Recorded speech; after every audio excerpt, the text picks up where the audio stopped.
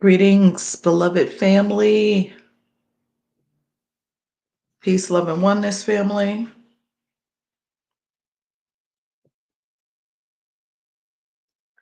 Okay, welcome on in.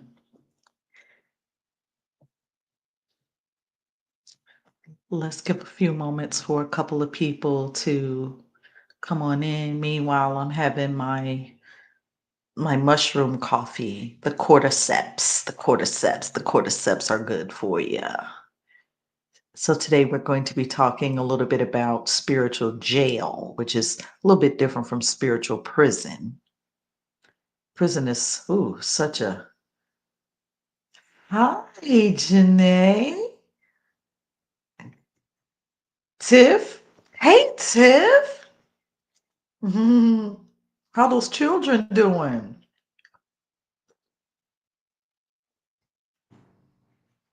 Oh, it's been a minute since we connected. That's right. It's time to get back on the scene. It's time to start back banging y'all in the spirit with these teachings. It's like I'm telling you, this nine energy is powerful. I'm just really it's the Oya energy. It is the energy of change. We're focused so much on the endings when we talk about the nine, right? But we're not talking about the very vital resets that are taking place. What's going on, Big Papa Meek? I missed you too, Tiff.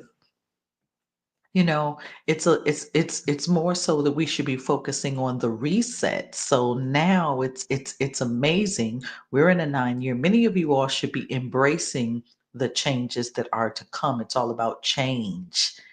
I just sent my mother is in the church, and my mother loves her, different gospel music and stuff like that. So I added her on my Apple Music plan, and I sent her this song by Tamala Mann called Change Me. Everybody's on the change, no matter where you are, what path you're on.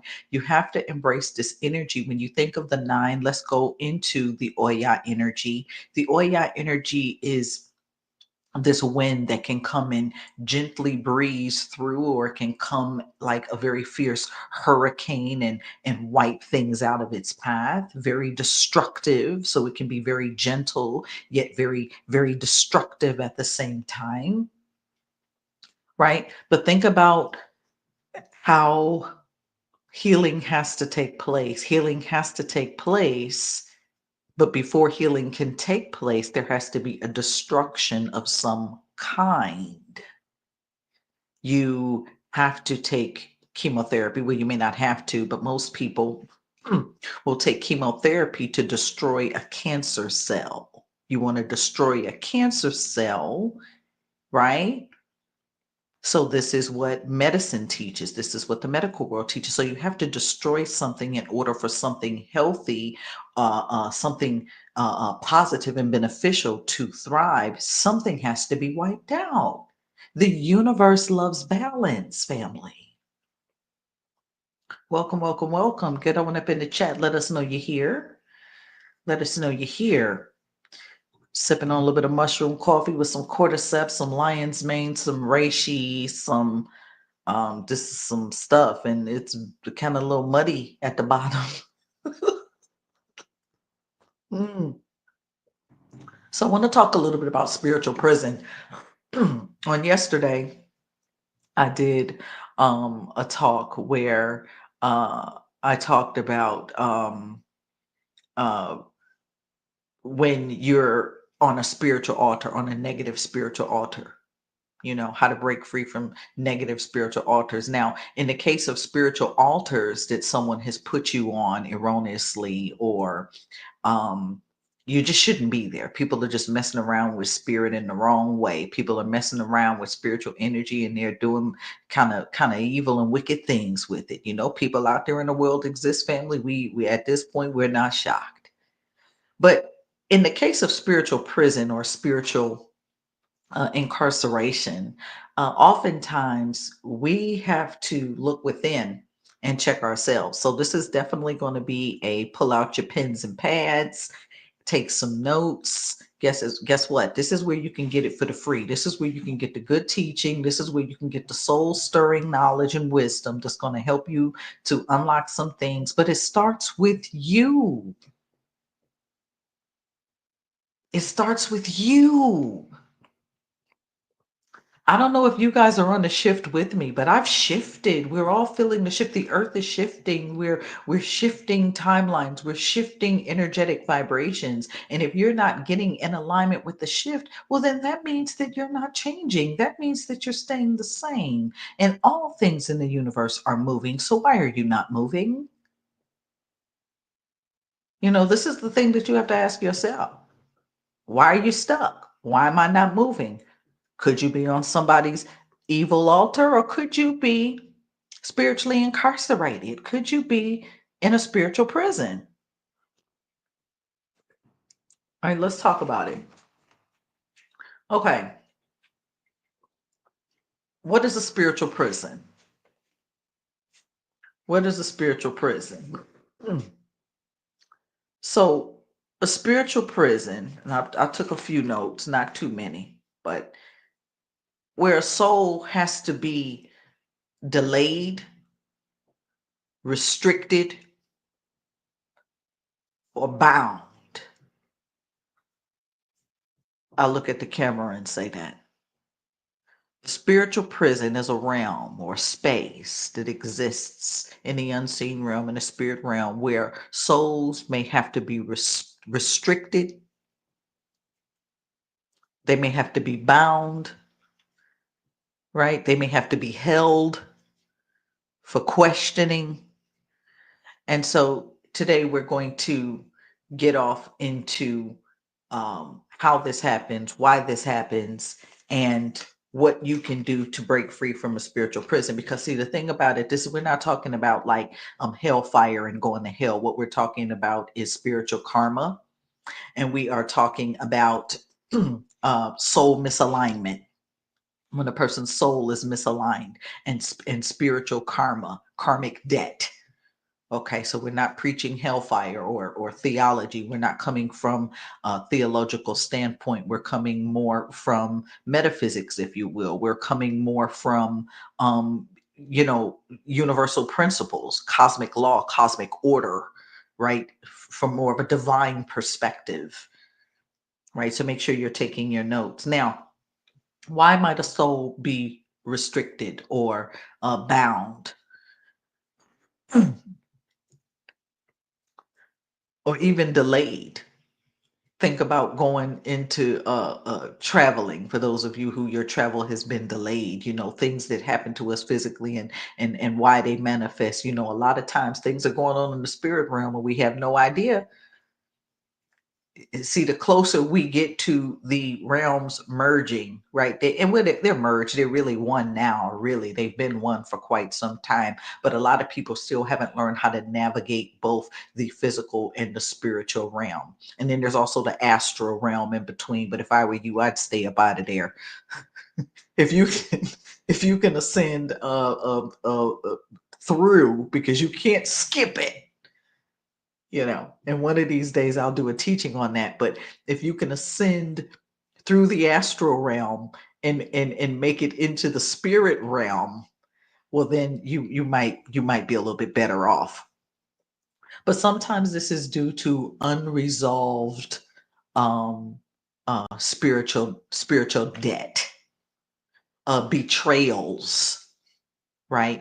Harm that you might have done to someone, and you might have thought that you've gotten away with it. You out here doing strange things for children, or to children, and whatever it is that people are out here doing, because I'm sure all of us are guilty of something or have been in the past at some point, right? That nobody knows but us, or maybe a few people, and we've gotten away with that. But just because a person gets away with something in the physical realm, in the material world, in the 3D realm, it does not mean, because spirit doesn't miss a beat. The spirit realm sees it all, knows it all, records it all. This is why you have your Akashic record. This is how in the theology system, in the Abrahamic faiths, they talk about this book of life.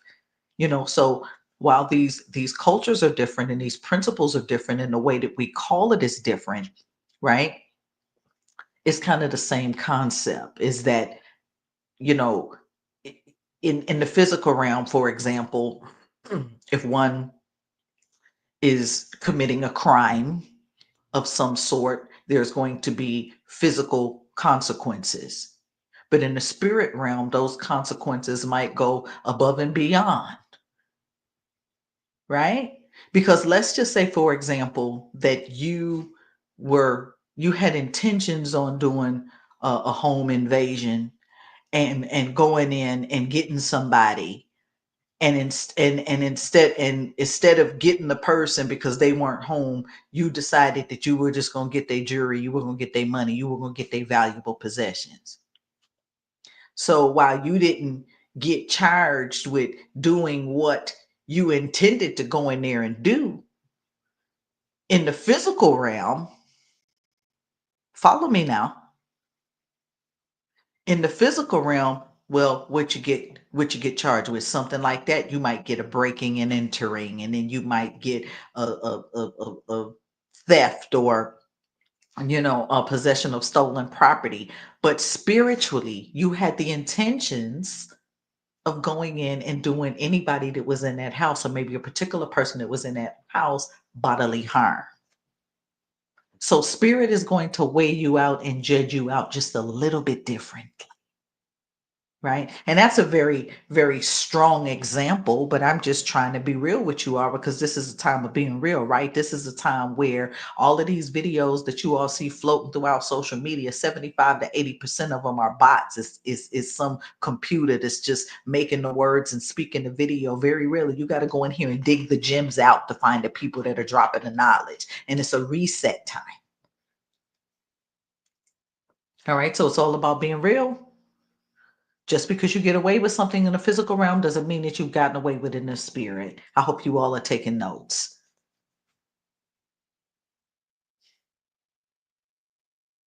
In real life, you might be experiencing repetitive cycles.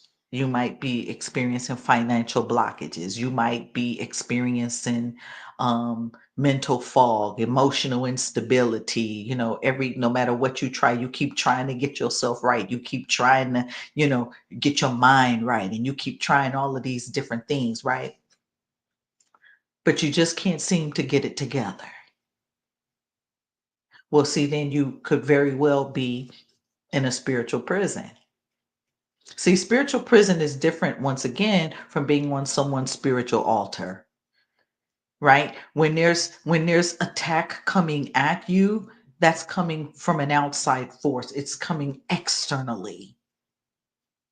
But oftentimes when someone goes to prison, unless they are wrongfully imprisoned, right? Unless they are wrongfully imprisoned, when a person goes to prison or they are charged with a crime, it is for something they have done. It is for something I have done. It is for something you have done. So, just like in the real world, in the physical realm, the spirit realm has even more dire consequences, just like the military, right? Anybody that's ever been in the military knows that the Uniform Code of Military Justice, UCMJ, is a lot stricter. I don't know. It's been a very, very, very long time since I knew anything about it, so it may have changed. But they are a lot stricter than civilian police. The MPs, the punishments that you get in the military are a lot stricter than civilian police.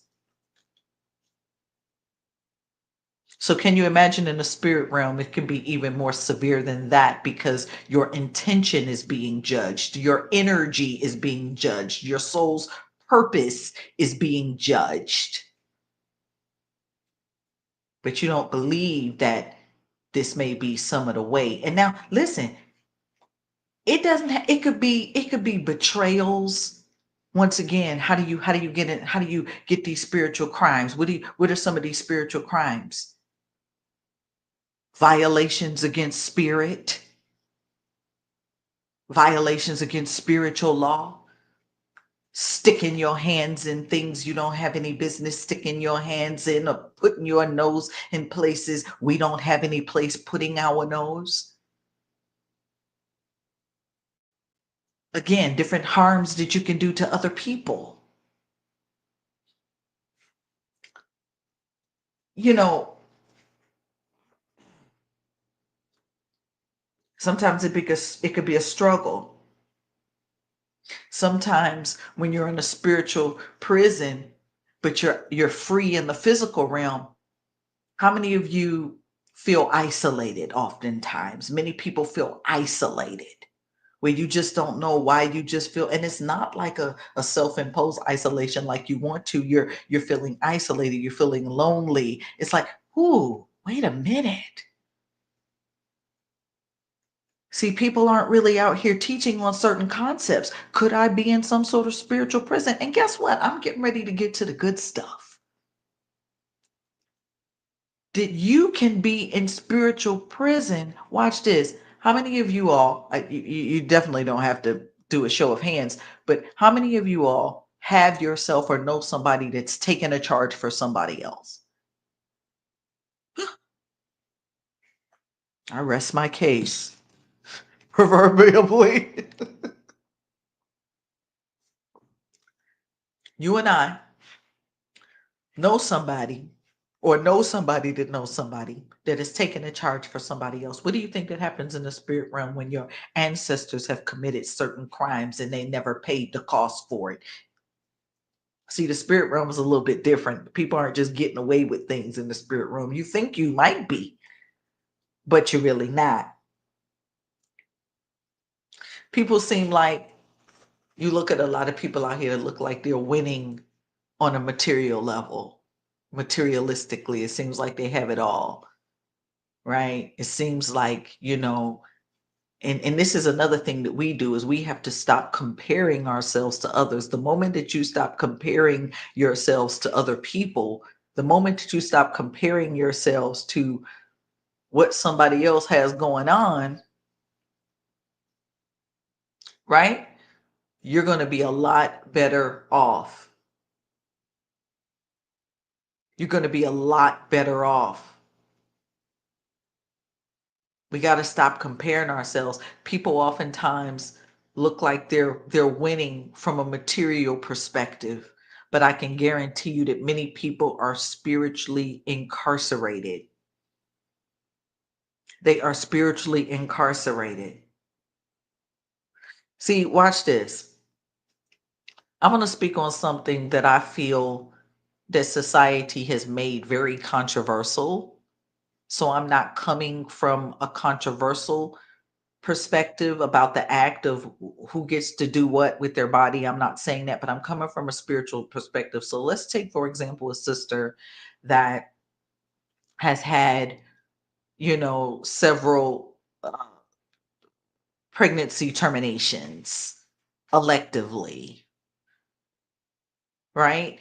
And so whether a person is on whatever side of the fence they're on, as far as what type of, personal crime that is, think about the crime that a person is committing against their self, against their own body. Do you know that we can be spiritually penalized for committing crimes against our own self, our own body? You don't believe that, but it's true, because spirit will say, well, if you don't love yourself, if you don't take care of yourself, if you don't honor and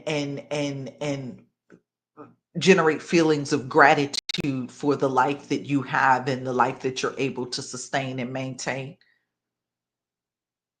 well, then you start treating yourself bad based on your frequency, based on your vibration. You don't take care of yourself, you don't take care of your things. Your world begins to crumble, your life begins to deteriorate. That's almost like a spiritual prison, isn't it? Right? So, spiritual prison, once again, going back to the major point, is that spiritual prison is often about something that we have done, or something that our ancestors have done, or something that we have decided to take the charge for someone else, which kind of ties into the talk I did the other day, the rise and fall of Aphrodite Stone and the sacrifice of Ashe for people that are called to do spiritual work. That's almost like taking a charge for somebody else, because do you really know what that soul's charge is? People was just out here getting on a buck, like doing spiritual work and doing spiritual readings. It was just a click. It was just a money grab. It was just a thing to be doing. I had to fall back. I'm like, wow, this is insane. This is madness. But it's the reality that we live in. We live in a material world, and this world is driven, it is generated by the energy of possessions, things, material. Everything around us was created from the mind, right? But we won't go back to the mind to feel like that we can recreate our own self. Everything that you see, this pen, this paper, this microphone, this computer, everything in this material world, all of these possessions that we have were once a thought. It was once intangible. It was once intangible. And then it was created, or then it was made manifest. So if this is evidence, then that means that we have the ability to recreate our lives, because everything in the material world was created.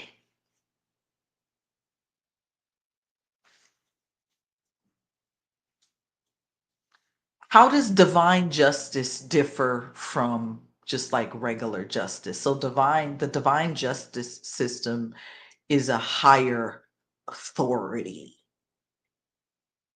And I'm not getting off into deities and who I'm just speaking on a universal cosmic order, um cosmic principles, on a universal principle stemming beyond earthly beliefs and doctrines.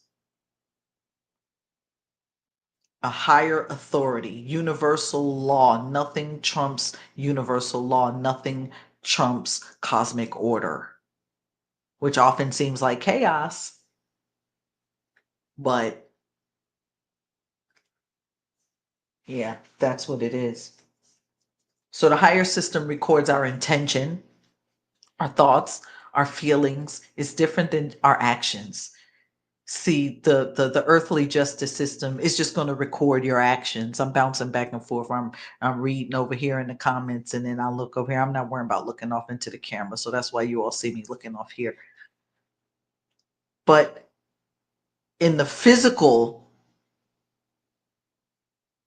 your actions are being judged. You're being charged for something that you've done. In the spiritual, not only are you being charged for something that you've done, but it's going to take it a step further, and then it's going to charge you for what you really thought, what you really felt, no matter what your actions were doing. So you're not going to be able to hide behind that smile. You're not going to be able to hide behind that jealousy. You're not going to be able to hide behind that envy, that malice, that hatred, that intolerance. You're not going to be able to hide behind that, because spirit is checking your vibration constantly. Remember, because everything in the universe is in motion, is moving. So you're constantly vibrating, and your vibration is constantly being checked against the vibration of your outer environment and your inner world, your outer world and your inner world.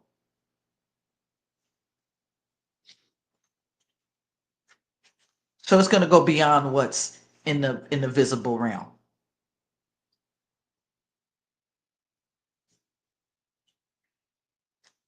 Broken promises.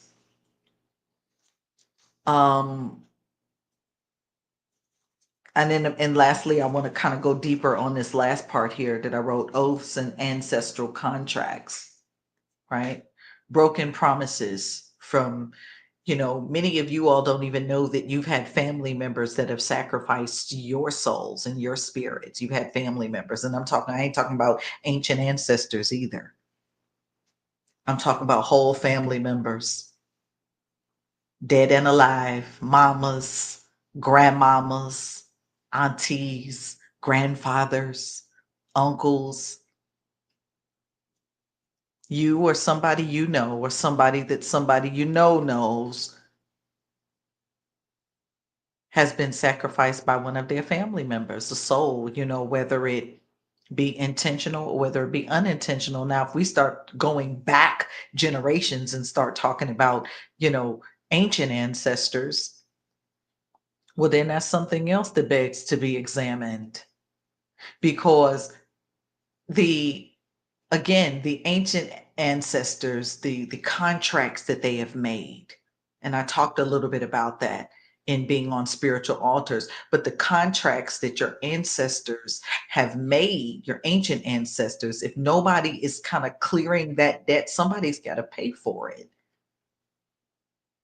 It's kind of like we hear these things like the sins of the father and, all of these things. I mean, hey, some of these things are not too far fetched,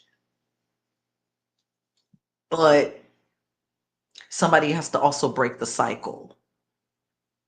Somebody has to break the cycle. Awareness, confronting it, making amends, practicing.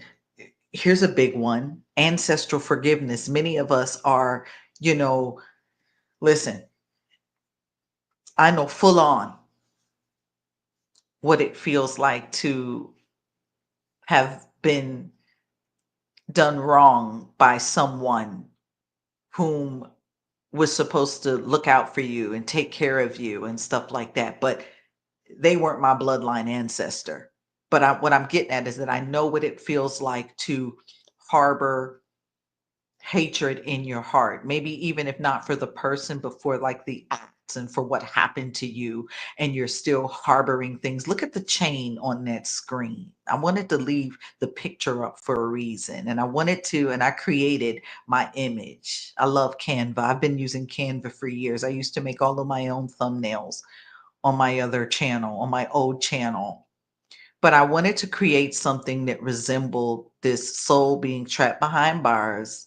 And then on top of that, I put a big old realistic looking padlock to show you that sometimes your ancestors will have made contracts that keep you trapped and keep you locked away, and it's a padlock on it, and now they're deceased and nobody has cleared that karma. Nobody has taught you how to clear it, but now you have to be able to break the chains. It's time to break the chains. It is time for a reset. It is time for a reevaluation. It is a time for a reclamation of all of your parts. You've given somebody else your heart. You've given somebody else your soul. You've given somebody your mind. You've given somebody your time. You've given somebody your energy. You've given somebody your sexuality. Now, some of the stuff you ain't gonna be able to get back, but it's time for a reclamation of all of your parts. Now, when you call back all of your parts, now you're whole. Now you can see with your God eye: generator, operator, destroyer. That was my little Shiva dance. Now you can operate with that seventh chakra, getting your downloads, that sixth chakra, the projection, your perception, the clarity, being able to see it properly, right? You know, oh man, there's so much that so many teachings that I want to, put forward now. I'm just hoping that people who are needing the teachings, and thank you all for being here, but people that are needing the teachings are gravitating, I'll say, forward, never backward, but forward. It's like a recycle, it's like a reset. And it's like I had to visit with my spirit, and because I was ready for a release, and spirit said, no, you don't need a release, you just need a reset. And that's what this 9 year is all about. It is time to break the chains. It is time to free yourself from spiritual prison. So if you know, like, and see, this is one of those things that, like, I'm not a Catholic priest, honey. You don't have to confess anything to me. But, you know, getting it out of you, whether you journal it, whether you pen a book and just use a pen name, use a pseudonym or something like that, and just get it out of you. Get whatever that story, that thing is out of you, even if something that has happened a long, long time ago and you never, gotten, found out about something that you did. Just because we know that the spirit realm, it will go on and it will trickle down into the generations, down and down and down. This is why all of us have to serve um spirit in such a high enough way that we're willing to take our own um discipline, so to speak, take our own chastisement, because you're going to get those downloads from spirit, because before anybody else tells you you're wrong, you're wrong. Many of you all don't even know it. Many of you all do know it. How many of you all feel like your soul is on the run? Like you don't even know what you're running from, right?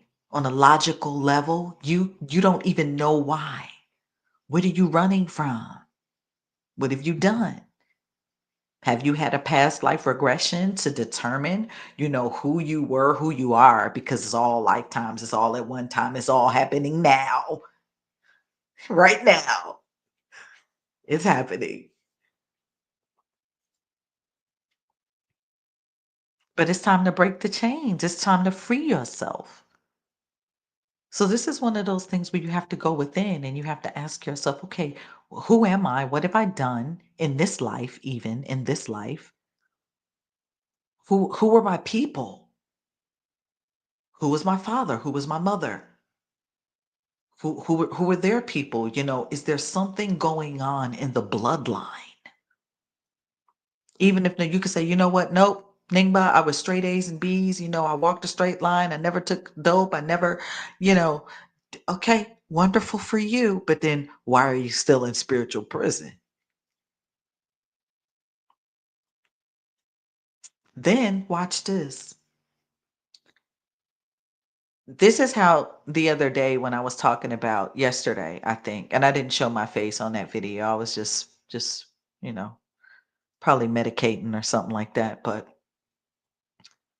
this is where I talked about the differences between African Christianity and westernized Christianity.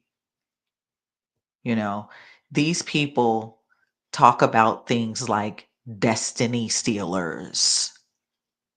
And this is why I'm so glad that I was able to walk the path and walk the journey that I was able to walk. Baba reminded me of Obatala's chameleon. He said all paths are all the paths that are, that you have to walk on your destiny are necessary in order to fulfill your destiny, to fulfill your purpose. You got to walk all the paths or whatever those. So Obatala had this chameleon. So anyway, but the Africans speak about destiny thieves. And here's the funny thing about it is that when our people here in the Caribbean, wherever they are, when they accept the ideology of Christianity and Jesus Christ, unfortunately, you are getting a bastardized version because you're not getting introduced to the things that you should really be protecting yourself from. You many of you all that have gone to church and many of your families that go to church, they teach you about prayer warriors. Okay, what are you fighting against then? Oh, just spirits and the devil. There are more spirits out there than the devil, right? Why are you a prayer warrior? I'm not talking about where did you get the authority to do it. I'm talking about, do you even know what you're fighting against? Do you even know what you are up against?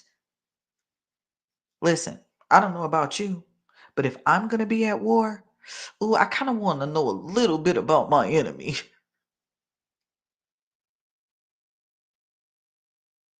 Boxers, they watch videotapes and of each other. Basketball teams, they watch the way each other play.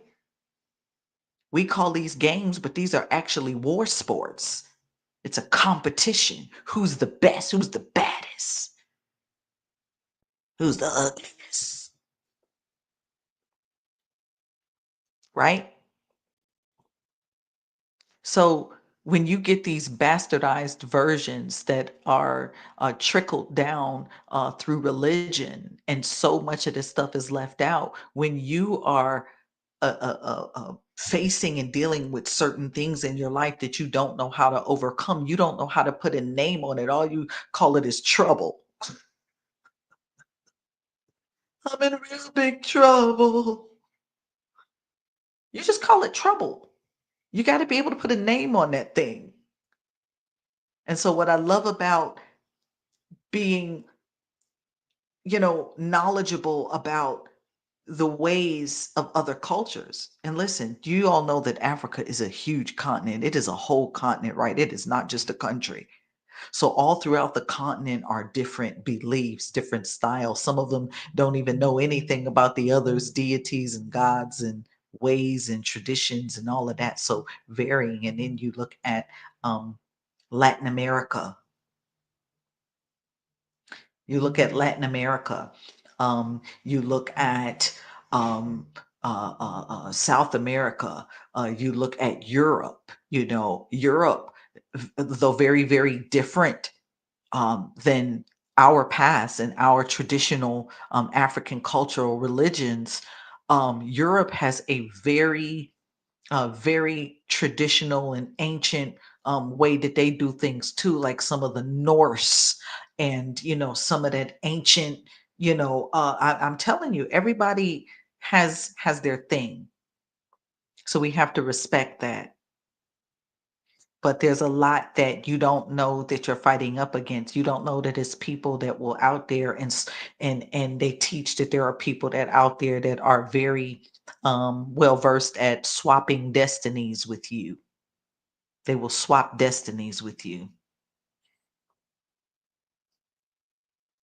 And you're wondering why you've always felt like you were supposed to have this or that. You were supposed to be further in life, but nobody ever taught you coming up in the church. You better watch out for those destiny thieves, praise Jesus. Somebody should have taught you something,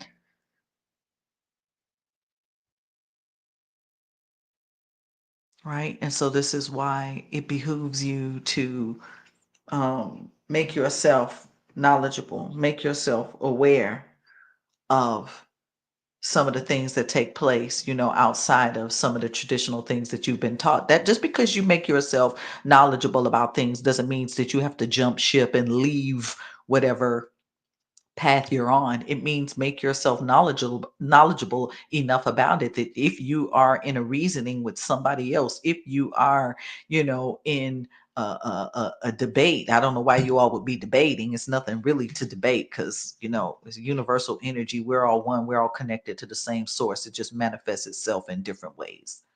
In my father's house are many mansions. In my father's house, there are many mansions. And my mother has a big house too, but in my father's house, there are many mansions, ile houses.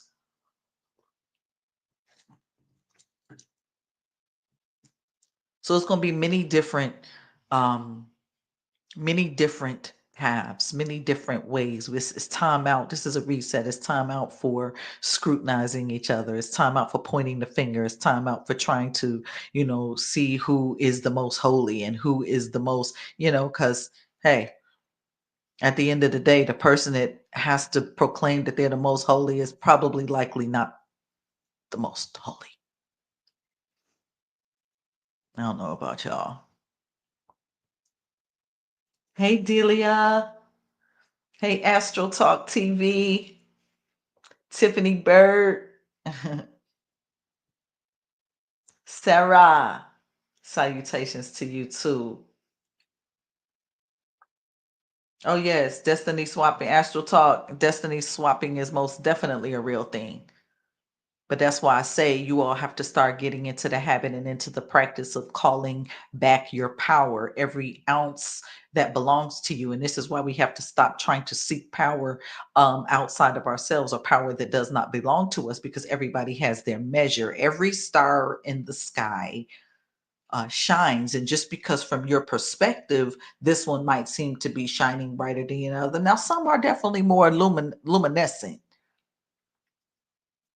but I mean, wow. Maybe if you had the luminance of that particular star, you would burn out faster. Maybe the amount of power that you have is just enough to sustain you so that you don't overcharge, so that you don't over circuit. So when we begin to go out there and start trying to tap into things and get other power, other people power, other spiritual power, and all of this different things, everybody has their measure. See, and this is what I call an abuse of power, but destiny swapping, oh, it's real. Somebody see what you have and they want it, or they'll do a reading on you and they'll say, "Oh wow, I can see that these people are destined for so and so." I'm telling you, they out here doing it. And again, because most of your religions are not going to go that deep into some of these philosophies because they're stuck on theology. But they won't go off into a lot of this stuff. And so you're not aware of it. You don't have a frame to put it in. All you know is that you're in trouble. But it's people out here in different cultures. And now, since the advent of the internet, and people can just learn what they want to learn and watch who they want to watch, and you don't know who's watching you. You don't know who's doing reading on you. This is how come I've always practiced and taught about protection. I said this before, and I say I don't want to keep waddling too much because we're moving forward. I don't like to waddle too much in the past, but I can remember many students when I was heavy into my mentoring. Many students would want to be rushing to, I want to learn how to tap into the Orisha power. I want to tap into magic and I want to tap into this. I said, baby, you got to tap into yourself first. See me, I have a prescription. It goes self, then it goes ancestors, then it goes any type of gods or guides outside of that, because having an interpersonal relationship and being able to feel the frequencies, the vibrations, and download the knowledge and information and wisdom from your ancestral spirits will guide you into the correct spiritual path that is for you. If for those of you that say you love your ancestors, I am my ancestors' greatest wildest dreams and all these t-shirts and all of this. Are you really? How you know they didn't dream something up better than you? Especially if you're not vibrating on a high enough frequency to manifest the life that you want to manifest. So I have a prescription before you want to start jumping, ahead of the game. And again, experience teaches wisdom. So I say that with an amount of humility that I speak from experience.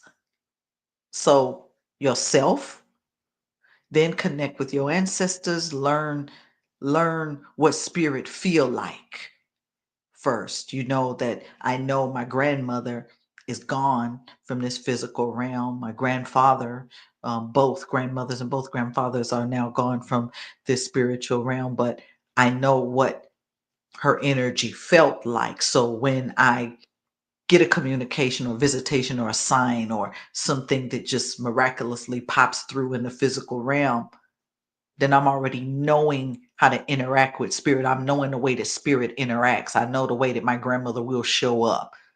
I might just be walking somewhere in a grocery store, and an older lady will walk past me smelling like Estee Lauder Youth Dew, which was my grandmother's favorite perfume.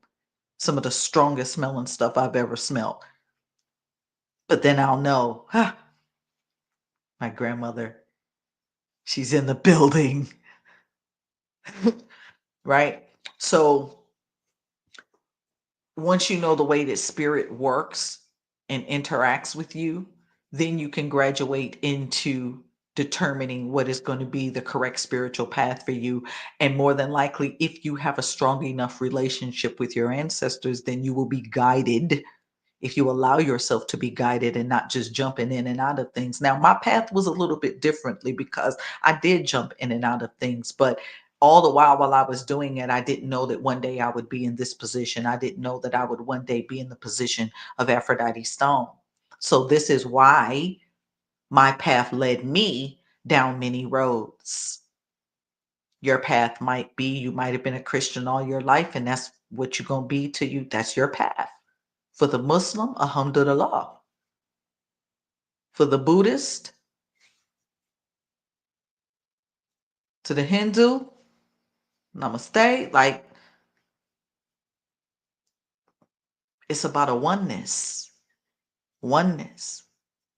Because now, and I'm getting ready to get out of here, we're in the 9 year, right? And it's moving fast. We're like speedballing through this thing.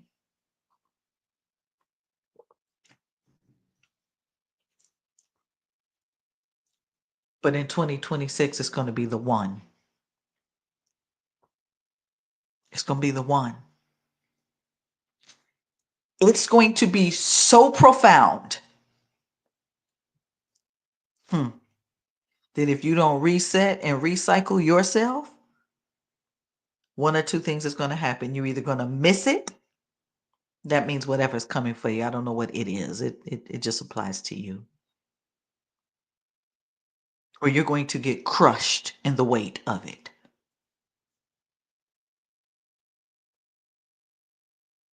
You got to recycle. You got to reset.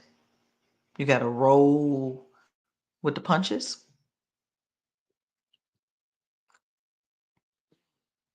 And we got to be willing to forgive. We got to be willing to forgive. You know, one of the hardest things that I did right before emerging out of my reset, my spiritual cryo chamber, was to purpose within my heart to forgive every single individual who had, whether I knew about it or whether I didn't know about it, to forgive every single individual. And I mean, not with just my mouth, but with a sincere and clear understanding of what their purpose was, to forgive every individual that had ever committed any foul or act, physical or spiritual, ill against me. I've been working on this for over a year.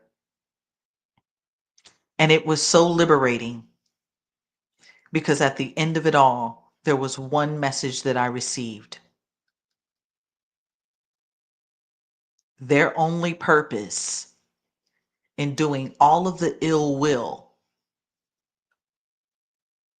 was to make me great. So I say the same to you, dear brother, dear sister, is that you have to be willing to make the change. You got to stop being lazy. You got to be a little bit more disciplined. You got to stop wanting to be the victim, always being ready to blame everything. It's always somebody else's fault. Okay. But the reason that they say that forgiveness gives you wings is because you get a clarity. It gives you wings because you get a clarity like an eagle eye. I forgive you because you had to do it so that my creator would be glorified. And I'm out of here.